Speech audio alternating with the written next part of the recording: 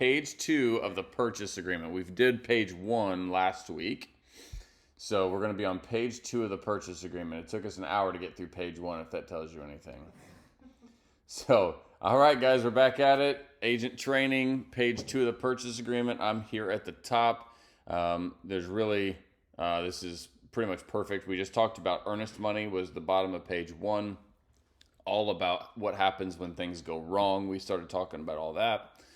And now we are down to the method of payment. So the method of payment section here on line 55, you can see it on the screen, is regarding how are these people going to come up with money. We talk about it all the time with our clients as buyer clients. Like, it's, I'm just looking great. But then we get into like, how are you going to pay for this? Because that's one of the ways we get them to go get pre-approved, and we start the conversations with them is regarding this method of payment. It's really, really, really uncommon to buy a house without any money. Have we done it? Yes, twice actually. But actually one cost me $10. One walked away with like $2,000 in my pocket. But that is super uncommon, right? That's when we're going to get into some funny stuff. But so I jokingly ask my clients, how are you getting the money for the house? Are you a cash buyer? Because it's really hard to buy a house without any money. And this is what we're talking about now. How are they getting their money? Now this is I'm going to say a pet peeve of mine, although it's not really a pet peeve so much as it is a soapbox, and I constantly have to train other agents, even on the other side of the deal, regarding this. You got to remember that in the contract world, there are like conditions to the contract. These are things that have to be fulfilled, and then there's contingencies that if this does or does not happen, then this happens, that sort of thing. This is a contingency, is how I want you to think about this section. This method of payment is not by the way, I'm not a lawyer, so this is not legal advice. Consult your advisors. This section is not a promise. This is a contingency that if I cannot get let's just use, for example, before we go through it, a new mortgage here, number 2. If I cannot get a new mortgage, a new conventional mortgage for 80% of the purchase price for 30-year term with an interest rate 6% or less and 0 points to buy it down to that, then I can back out of the deal. So again, if I can't get what I write here, then I can leave. And there's generally speaking, no penalty. That's what we're talking about. So can I write on here that the contingency, it literally says the word shall be contingent right here. If I write, this is a new mortgage contingent upon the buyer's ability to obtain a conventional loan with a 20% down, which is 80% in this line, can I do 10% down? Yes, you can. This was not a promise that I'm going to put 20% down, because that doesn't matter to the seller. I mean, at the end of the day, right? Assuming the money shows up and we close the house, they don't really care how much I put down. But this is regarding loan approval. So can I put 10%? Yes. Can I put 0%? Yes. Whatever I can get done. Could I put 50% down? Yes. But if I promise, or if I'm contingent on receiving a new mortgage that's a conventional loan at 80% purchase price, which is 20% down, I can do whatever I want. Now, if the bank requires I put more than 20% down, that's when the contingency did not occur correctly and I can back out of the deal. So, or for example, the easiest one that I literally was telling people about, and then it happened. People for a long time were putting that this transaction is contingent upon a new mortgage not to exceed, and they'd write best or market rate or any percent right here. You realize interest rates just went from people getting 2.5 to 6. That's 3.5%. On a $300,000 house, that's $11,500 a year more interest, which is $1,000 a month. Had somebody been in the middle of a transaction during this shift and they had the words best or market rate or any written in this line, that means they removed the contingency for a certain percent. Therefore, they were planning on 2.5%. They got 6%, and they can't back out of the deal legally. Okay, go ahead, Jennifer. They cannot, because they wrote best. They left the contingency wide open. And I kept telling everybody that makes no sense. Like, what if China bombs us tomorrow and interest rates jump to 40%? Don't you think you might want out of the house buying deal? Yeah. And not lose your earnest money? Yeah. So why would you leave yourself so open-ended? Now, if, maybe you're like, well, I want to be competitive as an offer. Great. Be competitive, but don't be stupid. Like, put 10% down here, put 7%, put 6% back in the day when it was 2.5 or 3. If you're still willing to buy if it jumps to 6%, then put 6 there. That's fine. Like right now, we're at 5.5 a lot, 6. If you want to be competitive, then put 8. That's fine. Just don't leave yourself open-ended. Again, it's a contingency. So if the interest, it says the interest rate does not exceed this percent. Well, if interest rate does exceed what you write in here, you can get out of the deal safely. That's what this is for. All of these lines are not a promise. They're not a must. They are if it gets worse than this, I can withdraw from the transaction. Okay? Because the completion of this transaction shall be contingent on the buyer's ability to obtain this. All right? That's what this is about. That's what I wanted to explain first and foremost. So let's jump to the top. I can answer questions about it. We will spend as long as we need to because this is training. I want you to understand this. And this part's not going to change much over the years. So, method of payment. How are we going to pay for this? Great example. Let's just mark cash. Okay, so we check mark cash. We're going to provide proof of funds when? Are we going to send them with the offer, which is my recommendation? Show them that you've got the money right now. Otherwise, they're in the dark for 2 or 3 days. So if I'm going to make a $100,000 cash purchase, I'm going to show a bank account with $100,000 in it with the offer, just like a pre-approval letter. And you want to make that as that proof of funds as legitimate as you can. You're going to probably want to black out, which there's a way to do that on Zip Forms. You're going to want to black out the account number. You might want to black out the address of the buyer. It's all going to be, maybe it's a letter from the bank. Maybe it's a statement from the bank. Maybe it's a screenshot. That's kind of the worst version, but that's super common unless it's a big purchase. But as you build rapport in the community and real estate, people will begin to believe things from you, even if it's not perfect. So I send screenshots all the time for myself or for clients because it's pretty unreasonable to believe that people are doctoring screenshots consistently. You know what I mean? But you want to be careful as a listing agent, but as a buyer's agent, a recent statement showing the right balance, a screenshot from the actual bank website, or a print out of a transaction history or something like that. But anything to show that they've got the necessary funds. You can do multiple accounts, retirement accounts, bank accounts, cryptocurrency accounts, like whatever you need to show. But I'm going to recommend you provide them with the offer. And you're going to do that. And then the other option, though, is if you can't do it with the offer, let's say Grandpa doesn't know how to do a screenshot and we can't, we're going to have to drive 45 minutes to his house to try to get the proof of, a statement that he got in the mail. Then you might say, we'll deliver it within, 1 day of acceptance. Okay, that's the other option. Not wrong. It's just not as aggressive as an offer, right? It's like they're going to have to wait a day or two now to see if you actually have the money you say you have.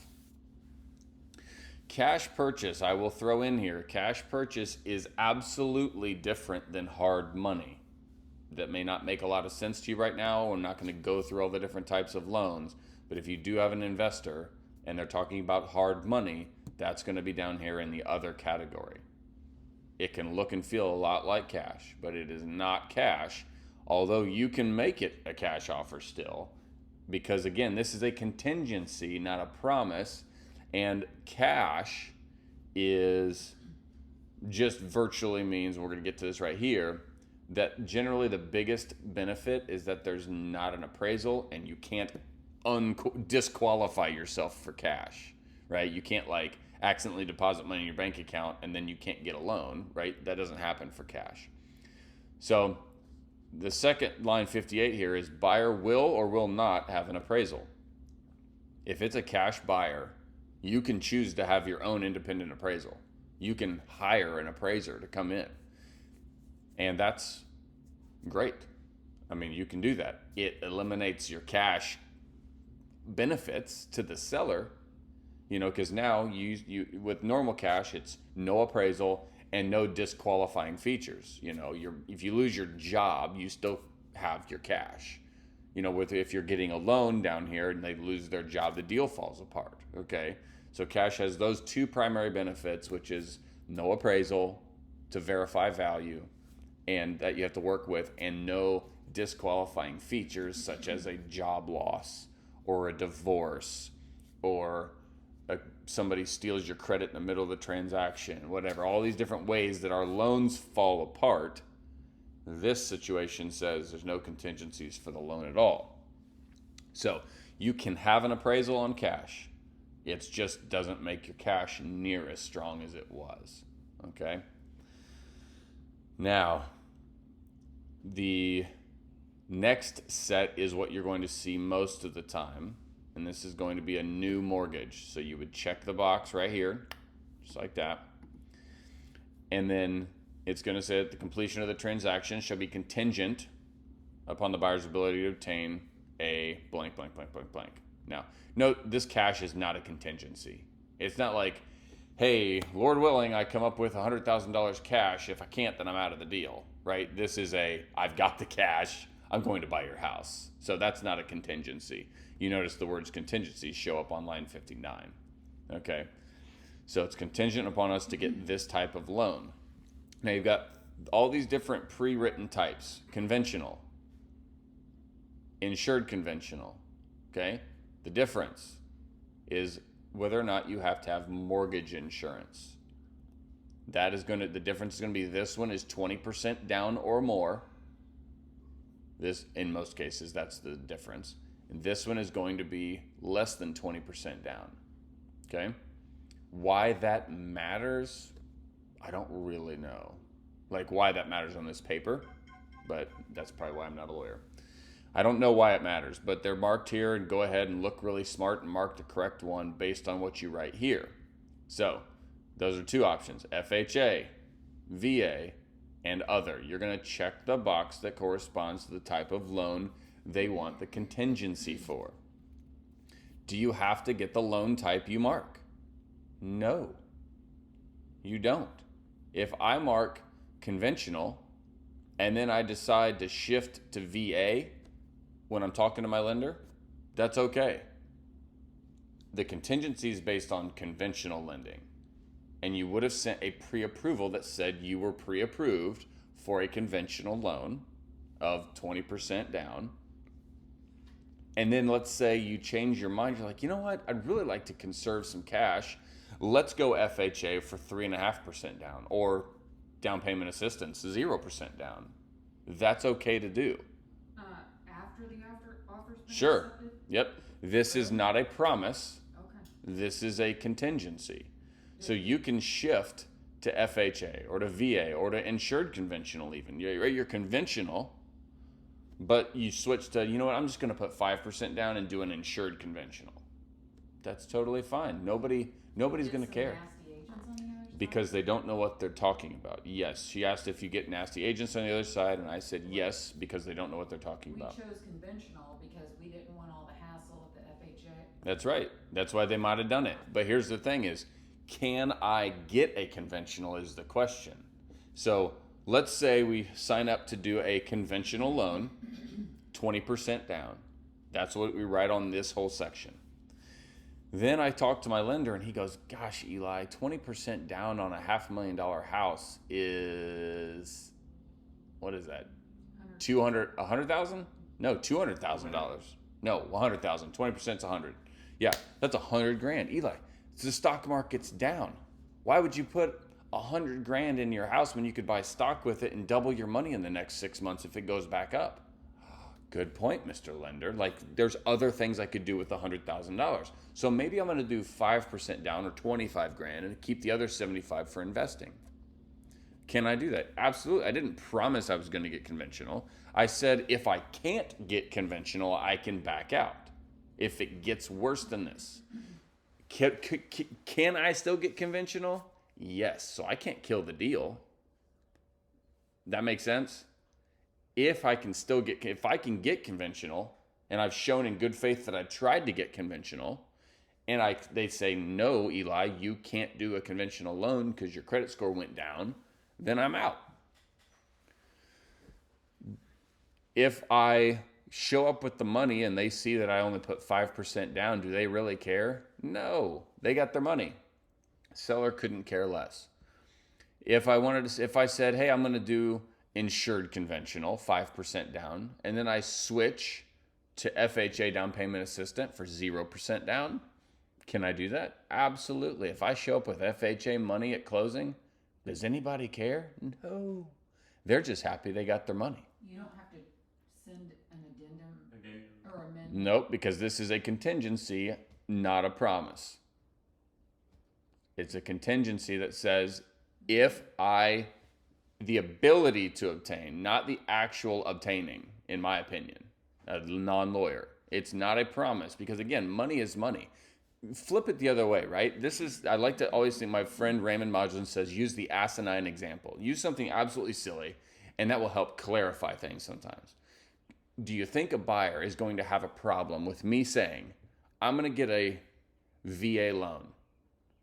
And they go, great, no problem. They accept our purchase agreement. And then I show up with cash from my bank account. Are they going to have an issue with that? If I call that lender or that agent and I say, hey, never mind, we're not going to get a loan anymore. We're going to wire cash in. They're not going to have any issues. So who's to say we can't do it the other direction? Why do I have to do a loan when I have the ability to write a check? I don't have to. Or wire the money in real estate. So same thing. We've done it multiple times. Now, if I said I'm getting insured conventional and then I go to FHA and have an FHA appraiser show up and he starts checking for chipping and peeling paint and says, hey, sorry, we can't do your FHA loan unless you do chipping or peeling paint repair, believe me, you're not going to get that from the seller, right? Normally we would look at the seller and say, hey, you got to paint the trim on your house because it's chipping or peeling. We're doing an FHA loan. Well, they didn't sign up for you getting an FHA loan. They signed up for you getting an insured conventional, right? I'm saying I marked insured conventional and then changed my mind to FHA later. You're going to lose some ability to, you know what I mean, to fight. But you don't have to do these, what you mark. That's the contingency.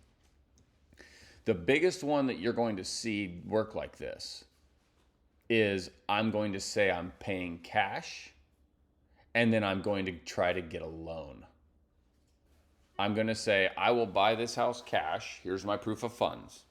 But then in the background, I'm going to try to get a loan so I don't have to divest myself of all the cash. If the loan comes through, great, we show up and pay the money. If the loan doesn't come through, then I write a check for the house. Nobody who understands what's going on has a real problem with that, because as long as the money shows up, the money shows up. Okay? But this is where we are setting the contingency to protect the buyer. So, conventional 80% purchase price, not less than 30 years, original interest rate not to exceed, just a little higher than maybe where they're at currently, so 6%, not to exceed 0 points, and then we move on to the next line. Any questions on this? Because I know it's a little confusing, but it's going to happen to you. Your buyer is going to say, I want to I'm going to do flip it the other way. I'm going to do an FHA loan. And then they talk to the lender after the purchase agreement's going and they switch to insured conventional because the rate's better or something. I don't know. It's going to happen. And it is absolutely okay. If you go the bad direction, like from insured to FHA or insured to VA, then your listing agent, you're going to need to let them know, hey, the appraiser's going to be out. We switched to FHA, hoping that will be no problem, whatever. If any issues come up for the FHA appraisal, we'll fix them ourselves, or whatever. Because there are going to be differences in the loans, and you're not going to be able to negotiate the FHA. But again, this is a contingency upon the buyer's ability to obtain whatever we write here. It's going to happen, absolutely, where you're going to send an insured conventional pre-approval. Something happens, and all of a sudden their credit drops too low to be conventional, and they have to go FHA. That is your ability to get out of the deal. That gets you out of the transaction because you were contingent on the buyer's ability to obtain, and I said, insured conventional. Now the buyer, because their credit score dropped to 640, they can't get an insured conventional. They have to go FHA. So you tell the listing agent, we had to switch to FHA, or we can, kill the deal. One of the two. It's up to them. At the end of the day, It'd be up to them. it's kind of. Same question. How we inform the other agent? Just call them. How do you inform the other agent? I like to make a phone call on some of those things if you understand what's happening. If you don't understand what's happening, it may be smart to send an email that's to the point, never long-winded, short to the point, copy me on it. Hey, Mr. Listing Agent, bummer news for the buyer. We've got to switch to FHA because our credit score had somehow come down since our pre-approval, which was only a month ago. So just letting you know. Boom, done. They'll have questions. They'll be concerned. They'll be flipping out. They'll be posting in the Facebook groups about what do I do? Can they really do this? And I'll help you say, absolutely, this can happen. Of course, it's contingent on the buyer's ability to obtain this. So that doesn't mean the buyer has the only right to kill the deal.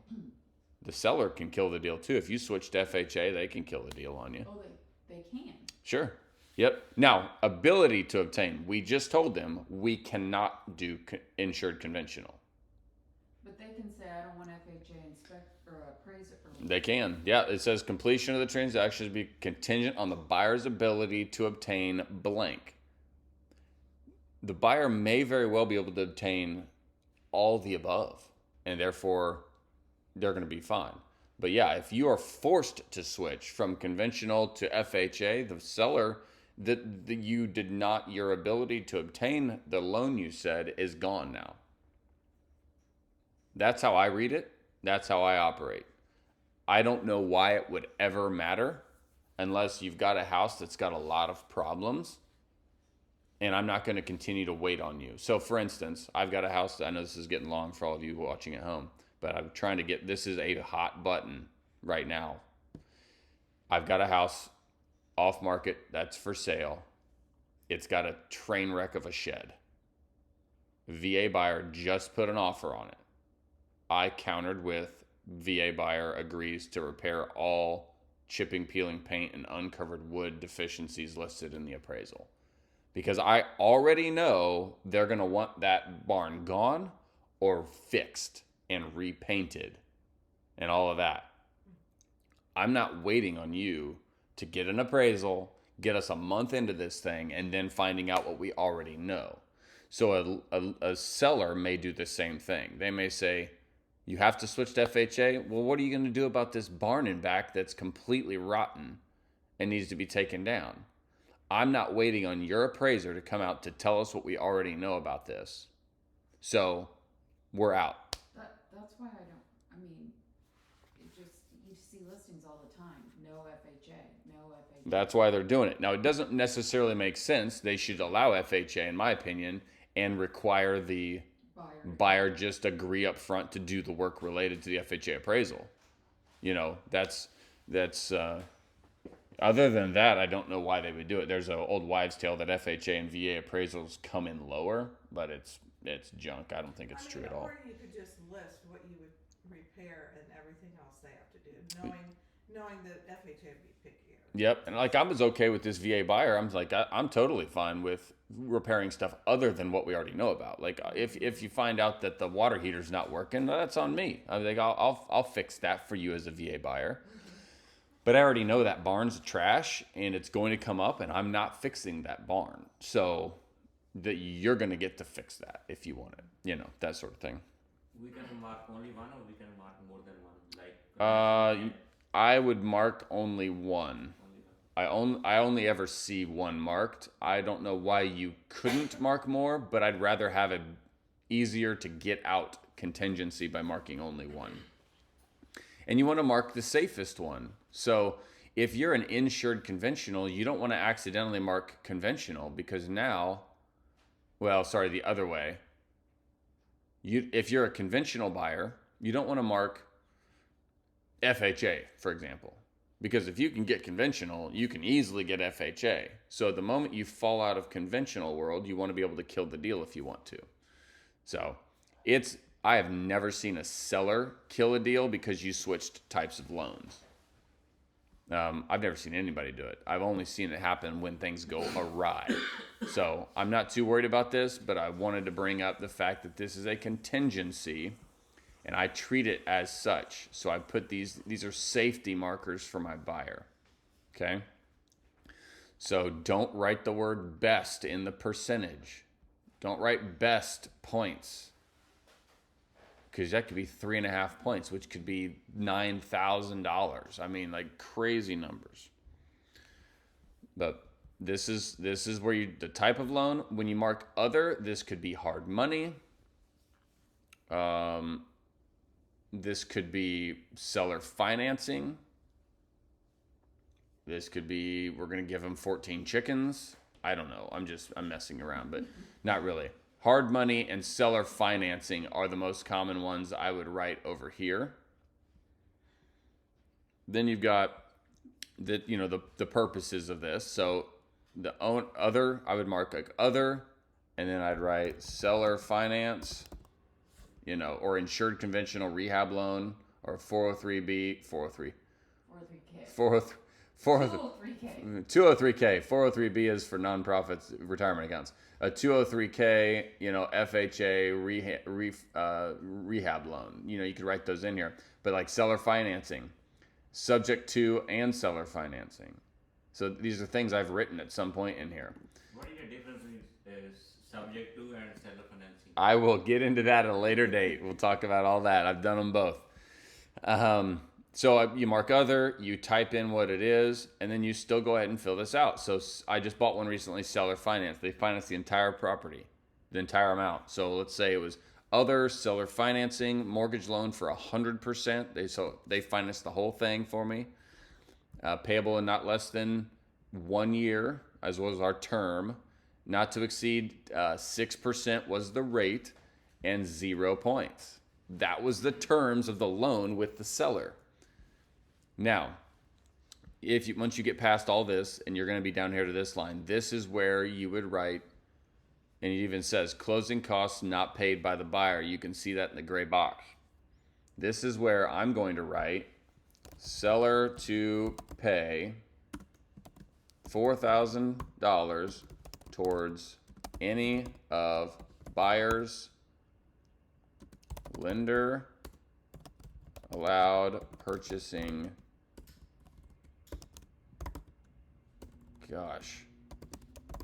expenses. That's how I write that. The reason I write it like that is because you'll see everybody write all this crazy stuff. You'll see everything from seller to pay $4,000 towards buyer's closing costs. Okay, but here's the issue. The only other word, closing costs, in this document is a closing fee. I won't show you where it's at. I'm not going to scroll for it. It's called a closing fee. It's actually up higher. I think maybe one. No, it's down. And you better believe a seller that says hey, it said I'm to pay $4,000 towards any buyer's closing costs. Well, they're going to see a line item on a settlement sheet for closing costs, and it's going to be like $400. They're going to be like, why am I paying $4,000? It says right here the closing costs are $400. I'm not paying for their insurance prepaids. I'm not paying for their prepaid taxes. I'm not paying for their PMI, upfront PMI. I'm not paying for their HOA. I'm not paying. So then you got to go back and put out this big fire with your seller that says, no, this is colloquial, like closing costs. I'm doing air quotes. Closing costs is a colloquial phrasing for any of buyer's lender allowed purchasing expenses.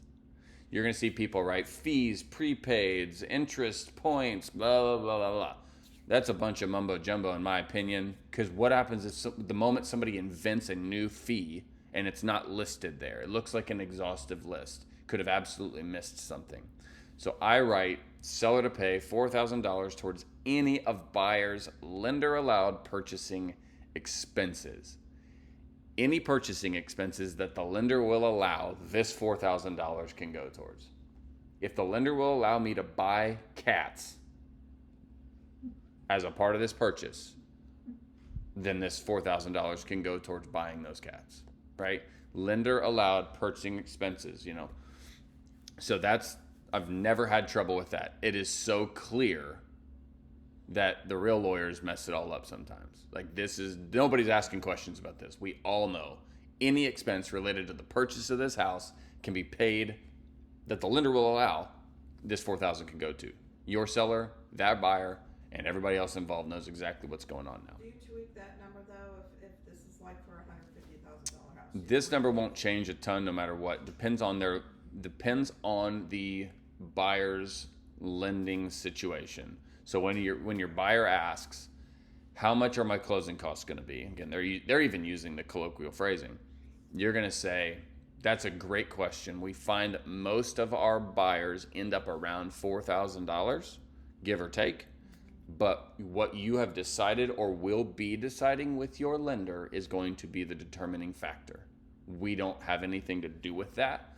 We've got a few pieces that we can understand, but it's not the bulk of it. The bulk of your expenses for purchasing a home with a lender are going to be the cost of obtaining your mortgage and your upfront called prepaids, insurance for a year, plus another 3 months to pad your escrow, taxes to pad your escrow, HOA startup fees, lender cost, points that you paid to get your interest rate down, PMI that you decided to pay up front rather than in the each month.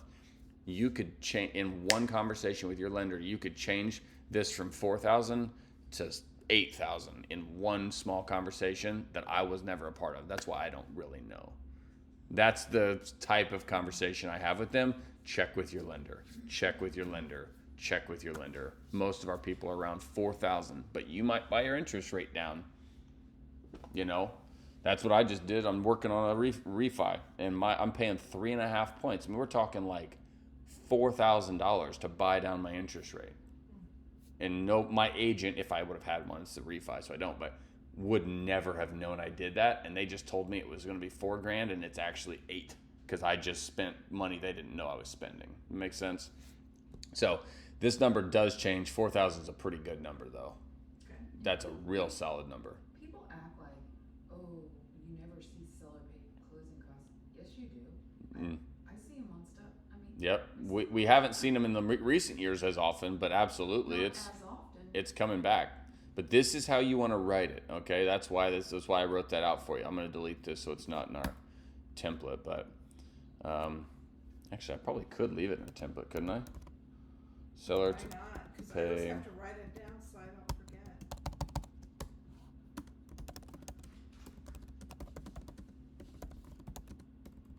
Should probably capitalize that.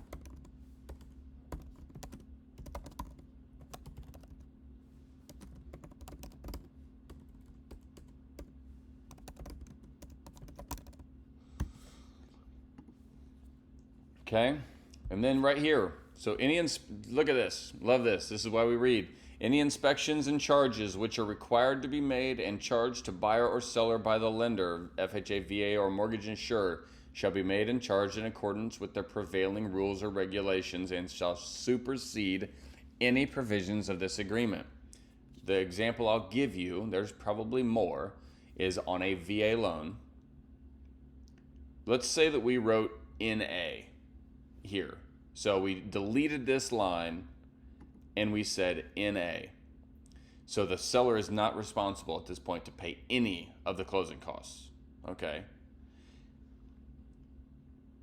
This line says that if there are rules from the government, for instance, that are in place, such as on a VA loan, the seller must pay for the termite inspection on a VA loan. That rule that the government has supersedes the provision in here that says the seller doesn't have to pay anything. Okay? So there will be times that it's going to be all buyer paid, but the seller has to pay the termite. Okay? Now, there's more to that, but that's what I want. That's why we read this, that this is why we train. This is why we read. This is why we pay attention. This is why we watch videos. This is why we learn and we pay attention during our own deals. Because your seller shows up and you sold to a VA buyer and you're like, all of a sudden they have to pay $100 or $150 or $75 for a termite inspection. As a listing agent, you should have told your client that when you took a VA loan as your purchase agreement. Your seller now just got blindsided with expenses that they didn't know about because you didn't tell them. That's why they hire us, because we should know what are the ramifications of taking a VA loan. Well, one is they're going to be a tougher appraisal because they might find chipping, peeling, paint, handrails that don't exist, whatever. But there's also a termite inspection that you're required to pay for as a seller if we take this VA loan. $75 to $125 is probably average. We get to either hire the person or we can tell the buyer they can hire them and we'll reimburse them at closing. There's a lot of ways to skin that cat, but you're responsible for it by law. No way around it. So this is part of, this line brings up some other things like that. Are we using a down payment assistance program that may require an inspection? I leave it blank. I don't care. I call that none of your business unless you really want to ask me. I never check one of these. Even if they're going to use one, do you go change it later, or do you just... I just leave it blank. If they're using one, I definitely leave it blank. If they're not using one, I might mark as not. But I'm not going to give a... Assistant program like something. Can you give me an example? Like FHA down payment assistance. That's going to be that's going to be an inspection, involved in the appraisal. That's an example that I use. So that only happened in VA loan, right? VA and FHA FHA. and USDA, Oh, okay. which could be another one we mark in the other category. Non-conventional. But examples would be like that one, VA, the termite inspection. That's a required inspection. Other than that, I don't have anything off the top of my head. I honestly don't ever worry about it. I just leave it blank. I'm not going to give the other side ammunition. So then we drop down to 3, 4, 5. These are just other ways. And they look here, attached financing addendum, attached financing addendum, attached financing addendum. These are other ways to bring money to the table. An assumption, you're going to assume an FHA loan. You can assume somebody's loan in the FHA world sometimes. We're not going to talk through all that, but if you find yourself in that scenario, you would mark that one. Conditional sales contract. That may be, that's like a contract purchase. Okay, you're going to buy it on contract. Other method of payment, the financing addendum, we'll do that on a different day. This is maybe where we're handing them 16 chickens, like for your house. That's fine. That's totally legal. I don't know how you're going to write the deed, but no, you'll write the deed $10. But that's what these are for. I'm not going to spend a lot of time on there, but this is for other. I have only ever marked 4 and 5, and I don't even think I finished 5. I think I got into it and realized I should do it in a different spot anyway. But these conditional sales contracts, we've done those. All right, time for obtaining financing. It is across the board, unless they don't know what they're talking about, understood that obtaining financing and full approval is called clear to close in the lender's world. So when we're talking about this, we're going to be talking about clear to close on number 2. But application. I used to write NA or pre days because I was already pre-approved. They already made application. That was true. I personally had made application for myself, but I had not yet taken the house and applied it for application. So there's 2 different pieces of your application process, right? There's the house, which is the appraisal, and some other research they'll do. And then there's you, the buyer. And the pre-approval is very much you've already personally made some version of application. It's not that the whole package hasn't been done yet. So this line here, we're going to apply, we're going to make application within 5 days. 5 is a standard time frame. 3, we leave it at 5. I've never had pushback. What's up, Jennifer? One time on a listing, I had somebody put the word done. Yep, that's probably because they had already done a pre-approval and somebody taught them the way I would have done it back in the day. But you don't like that because I kind of liked it. It is nice, but it's not done. They haven't submitted the house for application. They have to do a next thing. Okay. Otherwise, the appraisal will never show up. Okay. So we want to know that you are immediately turning around and sending, in this case, we're writing a purchase agreement. We want the seller to know we're going to turn right around and give this to the lender, send everything they need, make full application. I'm not going to drag my feet and not pay for the appraisal. I'm not going to drag my feet getting another updated pay stub in, right? I'm going to go. And that's what we're going to do here. Buyer agrees to make a written application for any financing necessary to complete this transaction or for approval to assume, there's that assumption, the unpaid balance of the existing mortgage and to make diligent effort to meet the lender's requirements and to obtain financing in cooperation with the broker and seller. So you cannot mess this up on purpose. You have to make diligent effort to meet the lender's requirements. You can't go crash your credit on purpose so you don't get approved. If the seller can show that you did that, then you're going to be in breach of contract because you said I will make a diligent effort to meet the lender's requirements, not go tank my credit because I decided I don't want the house. So this rules out this whole concept of, well, let's just go deposit a bunch of money into my bank account that nobody knows where it came from and the lender won't give me a loan now.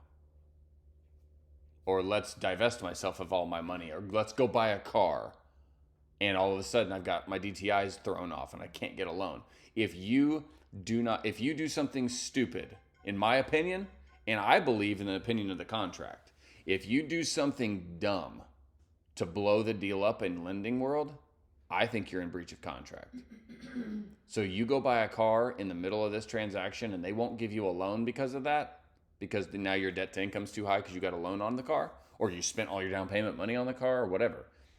Accident or purpose, I think you're in breach of contract because you did not make a diligent effort to meet the lender's requirements. I think you were stupid. And according to this, the appraiser also need to order it within 5 days or no? So we'll get to that. So first of all is you're going to complete the transaction, you're going to make written application, and you're going to make a diligent effort to meet the lender's requirements. And you're going to tell your lender to order the appraisal immediately. It's funny how lawyers think, because this is very specific language, with the exception of the word immediately. This is how I want you to think. What is immediate? Like the second we got the signed contract? Or is it like when I'm done with dinner? Can I finish dinner first, Mr. Immediately? Or maybe it's Monday because it's Saturday currently. Or maybe, what is immediately? That's an interesting word. I hate those type of words. I'm a black and white type of guy, but these words are all over our contracts. Immediately would mean don't hold it up. Don't purposefully hold up the appraisal is what I would say that means. I'm not a lawyer. Consult your advisors. I do know the intent. The intent is because people were doing that. They were holding up appraisals to get through inspections, and then they were missing line 80 approval date.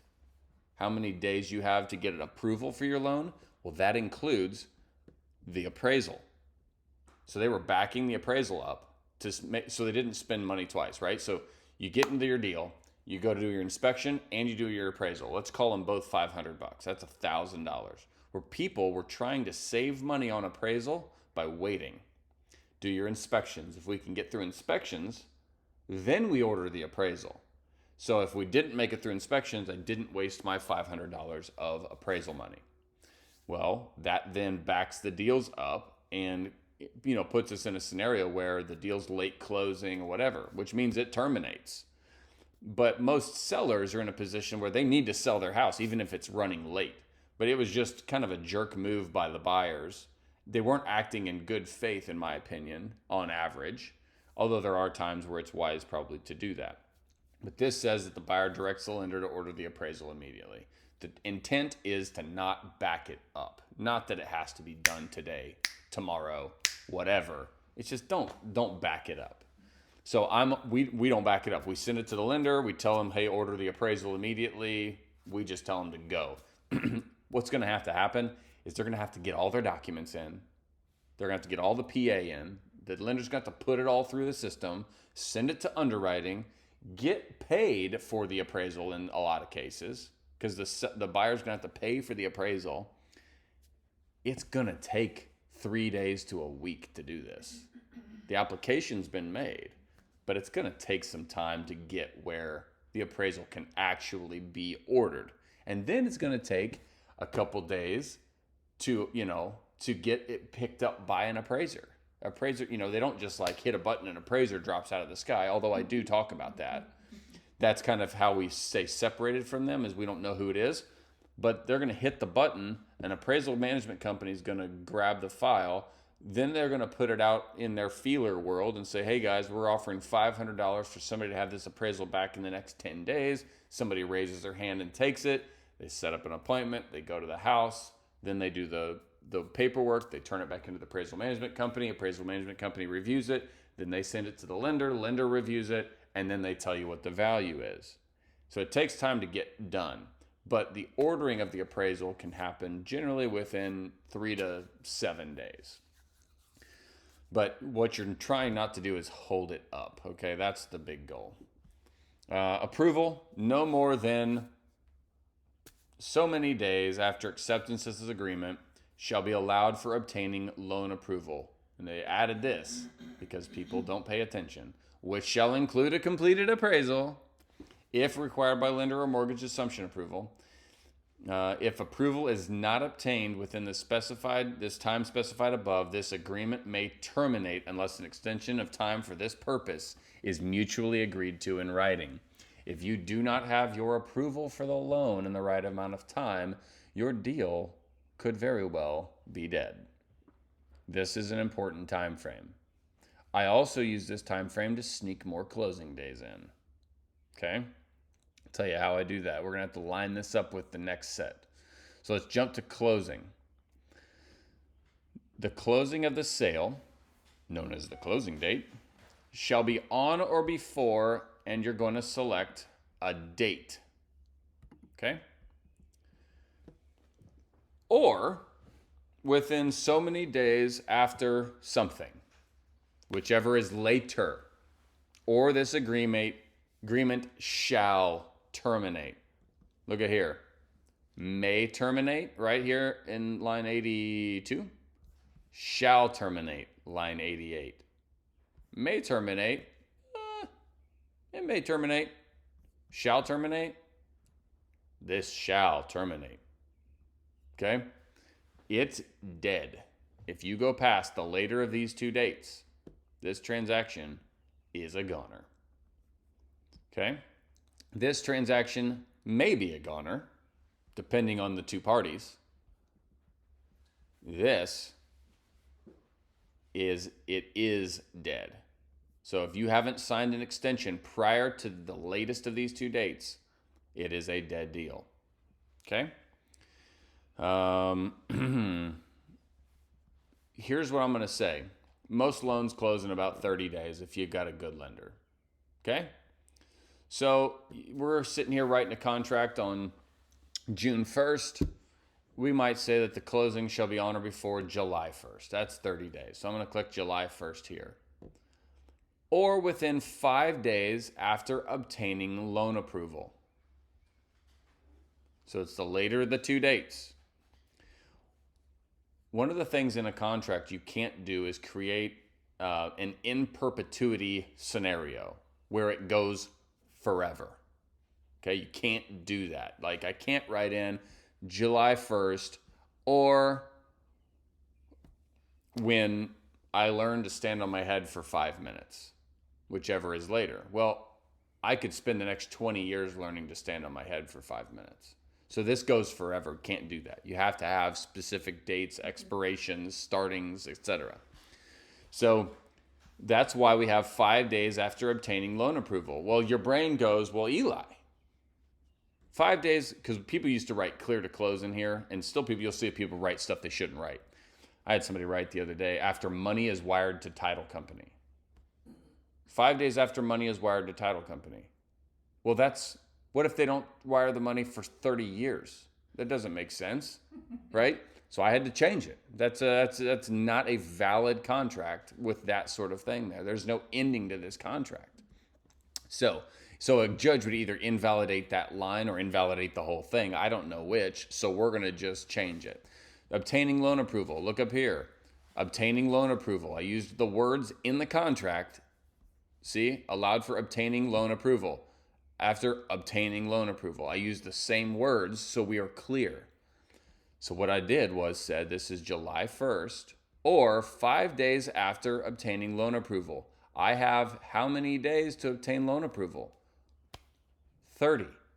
Awesome. So if I have 30 days to obtain loan approval and we can close this as late as 5 days after obtaining loan approval, how many total days do I have to close this deal? I had 30 written in here, and I have 5 days written in here. 30 days to obtain loan approval, and 5 days after obtaining loan approval is closing. 35. So you see what happens? I had July 1st. We're talking about a starting date of June 1st. I have July 1st written here. 30 days has September, April, June, and November. So there's 30 days in till July 1st. Or within 5 days of obtaining loan approval, which I have 30 days to accomplish, so that's 35. So now I have to June 1st or 35 days, which is June 6th. Or July 6th. Sorry, I have July 1st or 5 days after this, which made it July 6th. So I just snuck in 5 extra days to close this deal. Everybody is going to operate on this. Your title company, your lender, your list agent, everybody is going to base it on whatever you type in here. Many times they forget about this. Believe me, I have been in more than one battle where I wrote 45 in here, and that means I had 50 days to close this deal. I just did one. We're under contract on it. And this date was only 30 days away. We missed this date. I knew we would. Because I got a lender that's going to take 40 days to close it because they're terrible. I knew we'd miss it, but I knew they wouldn't take our offer if we were going to be 45 days away. So I put 30 days here, so July 1st. 30 days after the word before. So right here I go, well, I did the math on the calendar. So let's say our contract date's June 1st. I put July 1st right here. So it would look like To say, hey, we're going to close it on July 1st or 5 days after obtaining loan approval, whichever is later. Contract says that very clearly. I put 45 days right here, and everybody doesn't pay attention. They don't pay attention. So now I've got 50 days to close this, which is the 20th of July. I got 20 extra days out of that listing agent. I guarantee you when I miss that July 1st closing date, they're going to be like, what the heck, man? You're out of contract. I'm going to like, go back and read line 87. I got 20 more days before I'm out of contract. They have nothing to say about it. There's nothing they can say about it. We are absolutely within our right. In fact, Look at this. Any closing date earlier than the latest date. So in my case, that's July 20th. Any date earlier than the latest date must be by mutual written agreement of the parties. You have to agree to close earlier than the latest one. So by me closing on July 1st is like me making a special exception to close early, according to the contract. The latest date is the true closing date. We all operate off of this one, but reality, this one often is the latest date.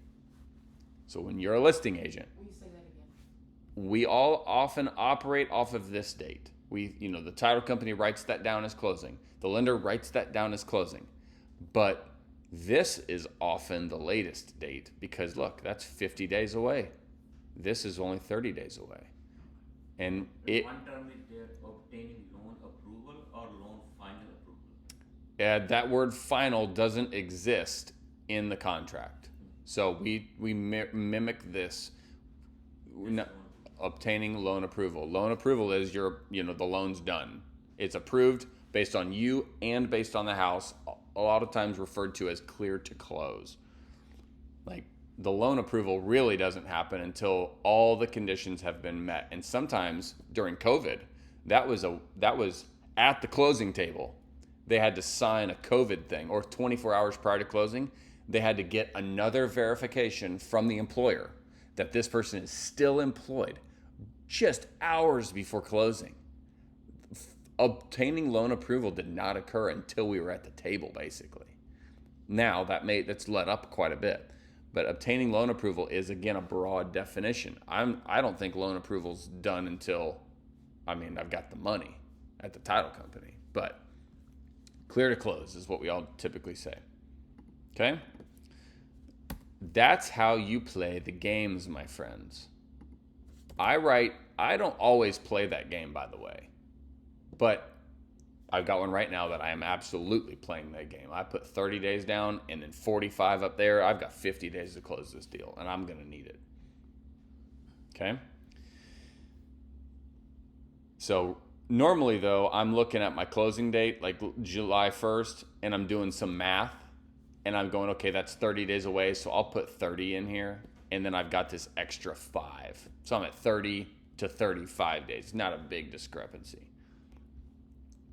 Because you could absolutely find a list agent like myself who's going to see that. I just had one. They made an offer on my house, and they had 45 days here. They had 30 days here, or maybe 40 days here, and she had 45 days here, and then she had 10 days after loan approval. And I was like, no.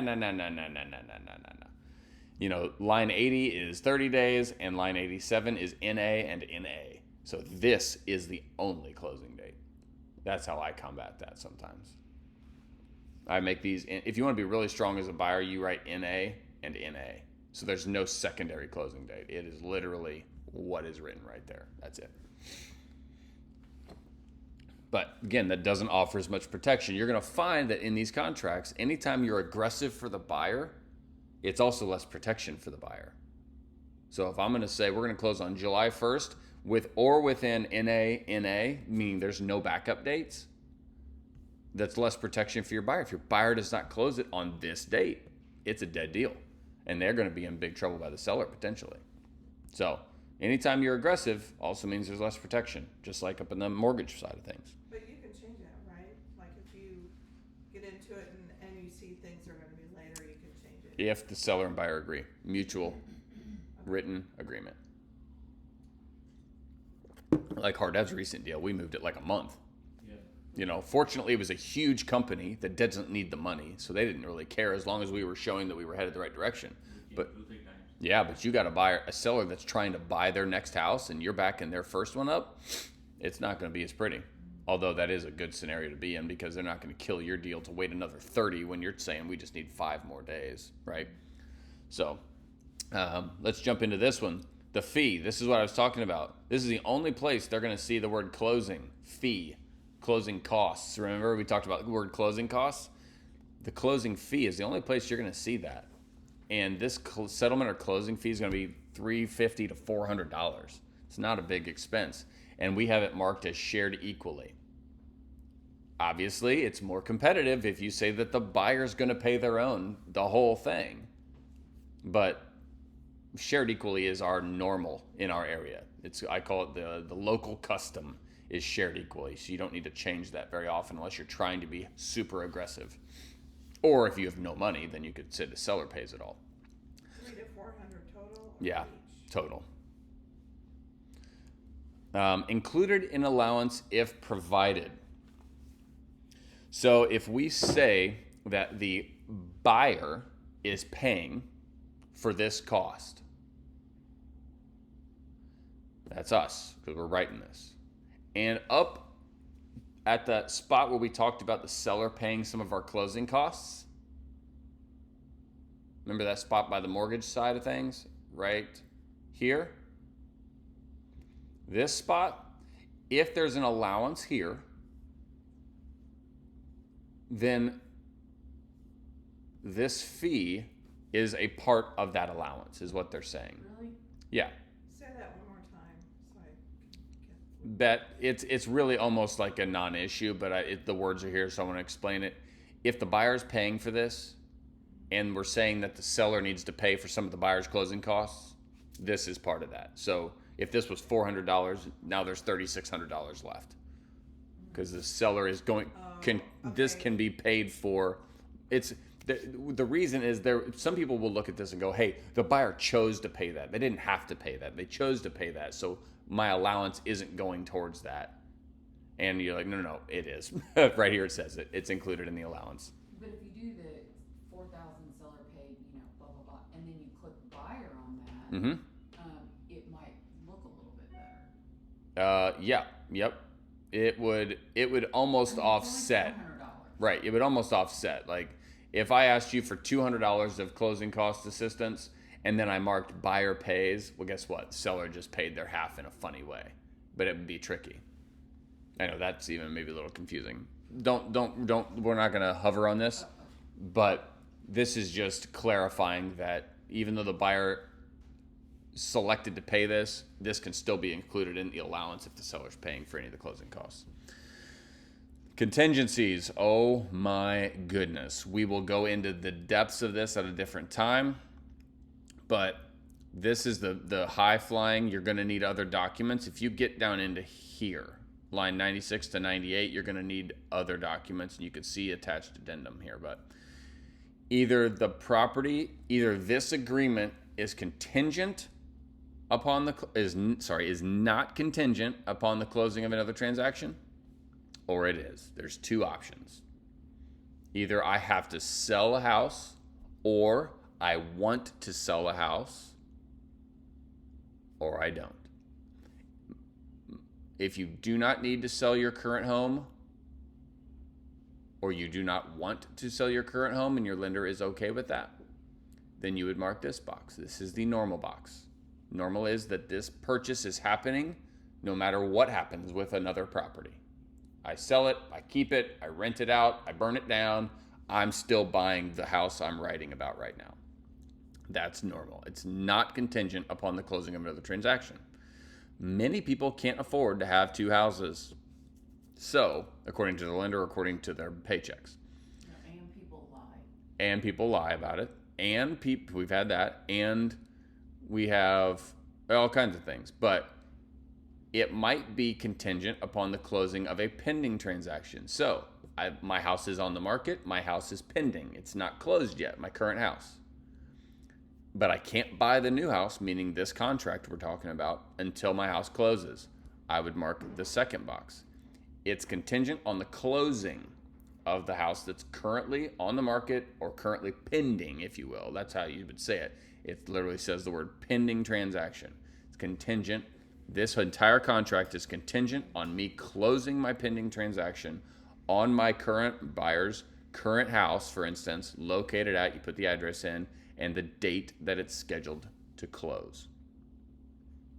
So if you have to sell your home, or you even just want to sell your home, then, and you have it pending already, it could be off market but pending, meaning it could be a for sale by owner but pending.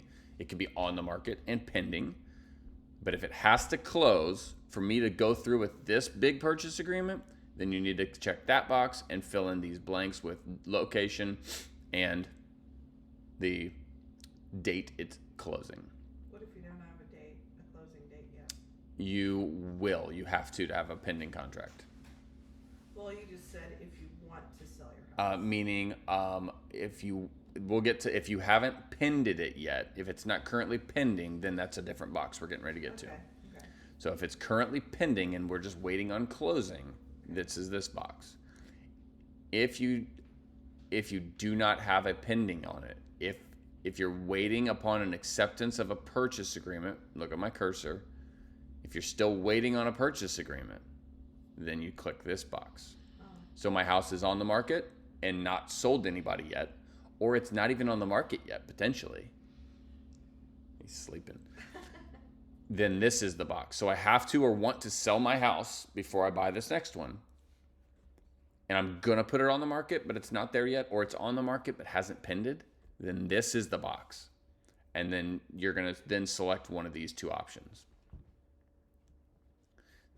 And the two options are one you see all the time, which is addendum to purchase agreement, first right contingency.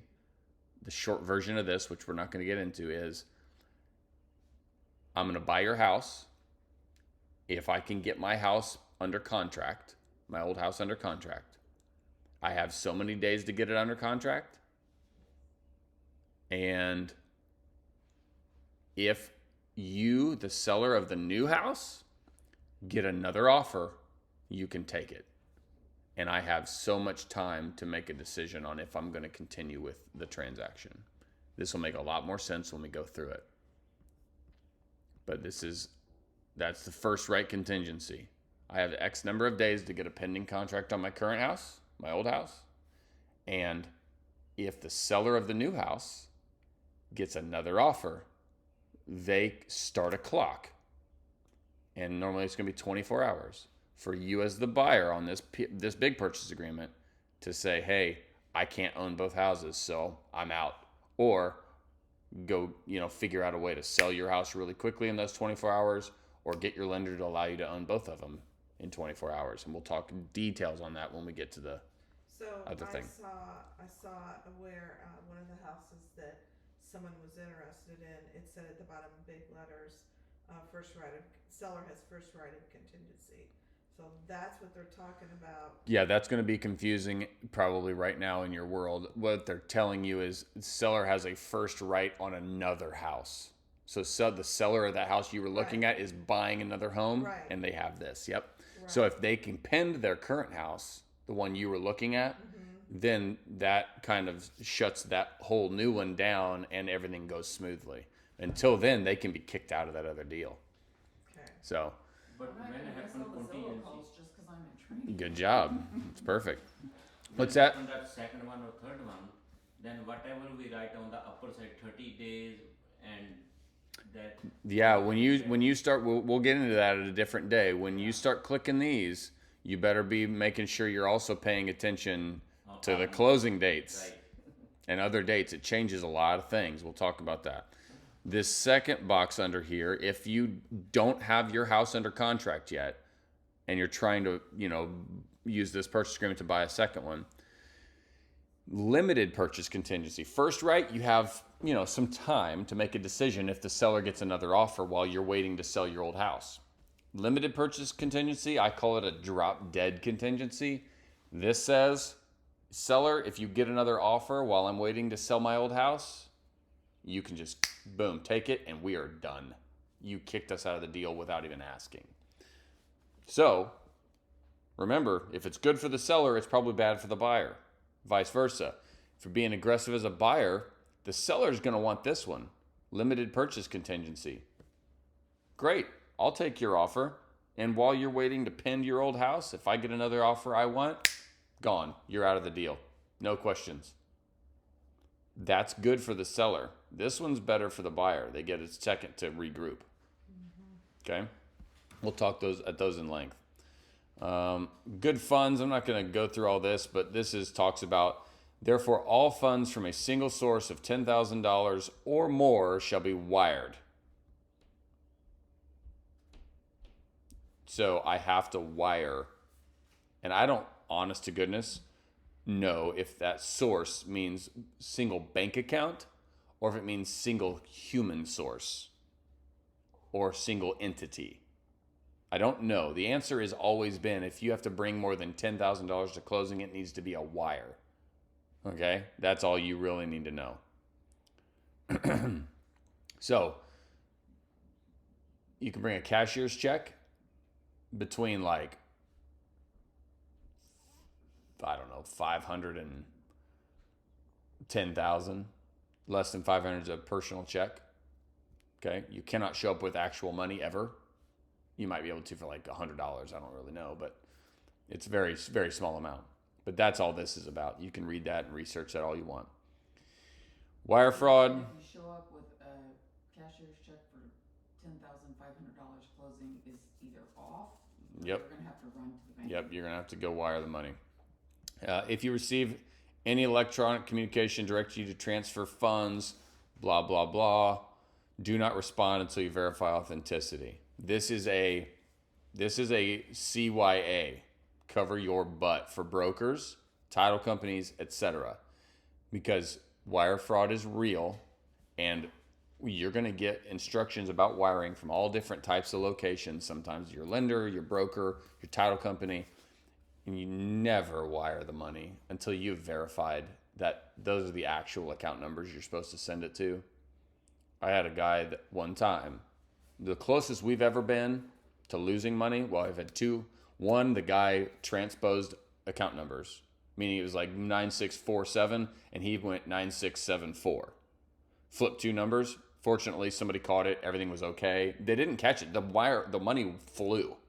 But the receiving bank saw all the other details, the account name, the amount, the memo, and knew it was not for that other account, that it was absolutely for the title company. You know what I mean? So they caught it, and it all actually worked really well, even though he did the numbers wrong. The one that we really almost had trouble with was somebody spoofed or made a fake email that looked exactly like a title company email.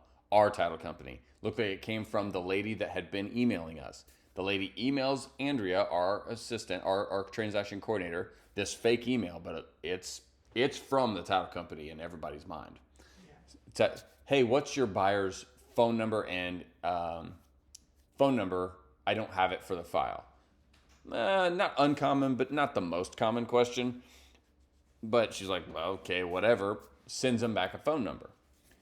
Then our buyer gets a phone call. Hey, this is Billy from the title company. Just want to let you know we sent you those wire instructions not very long ago. The number actually changed on that, so write this new account number down. They write the account number down. Then my smart buyer, because this thing here, you know, and other in our emails saying do not, wire instructions don't change. If you get anything, contact us, contact the wire, verify everything independently. Don't like take a phone call and then do it. Take a phone call, then call them back. They called me. Buyer called me and said, hey, I just got this phone call that said the account number changed for the wiring instructions. I said, well, I can promise you it didn't. Let me reach out to the title company. Called the title company. Sad because it happens. It was going to be $30,000, the wrong location, gone forever. And there Those is, people are standing in those banks waiting. They grab the money and run, and there's not a nope, darn it's thing gone. anybody can It's do about gone. it. Happens more often than you'd like. So that's why that's there. And then we're going to jump into possession starting next week because there's multiple pages here that are going to be part of that conversation. So, all right. Thanks for being here again.